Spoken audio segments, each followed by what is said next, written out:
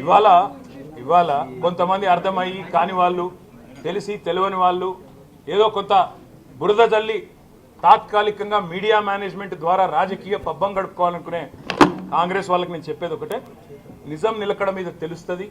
మీరు ఇవాళ చల్లే బురద ఎట్టి పరిస్థితుల్లో మా దృష్టి ఏదైతే కేంద్రీకరించబడిందో దాని నుంచి తప్పించలేదు. మేము మాట్లాడుతూనే ఉంటాం, కొట్లాడుతూనే ఉంటాం. గత సంవత్సర కాలంగా విద్యుత్ ఛార్జీలు పెంచవద్దని కొట్లాడింది టీఆర్ఎస్. లగచర్లలో నువ్వు రైతులను జైల్లో పెడితే అడ్డుకున్నది టీఆర్ఎస్. నువ్వు హైడ్రా పేరిట ఇండ్లు కూలగొడితే అడ్డుకున్నది టీఆర్ఎస్.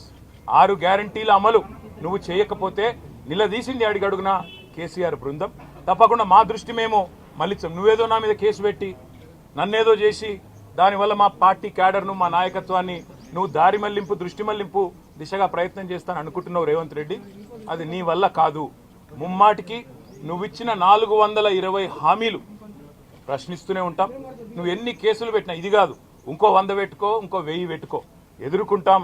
న్యాయస్థానాల మీద, ఈ దేశంలోని చట్టాల మీద, భారత రాజ్యాంగం మీద మాకు సంపూర్ణమైన గౌరవం, సంపూర్ణమైన విశ్వాసం ఉంది.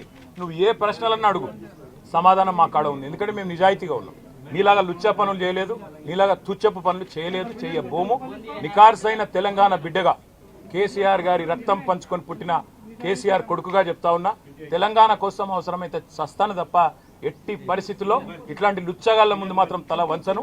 తప్పకుండా కొట్లాడుతూనే ఉంటా, పోరాడుతూనే ఉంటా. తెలంగాణ జయించేదాకా, ఈ కాంగ్రెస్ కబంధ హస్తాల్లోంచి తెలంగాణ బయటకు వచ్చేదాకా కొట్లాడుతూనే ఉంటాను, ప్రతిజ్ఞ చేస్తా ఉన్నా. Thank you.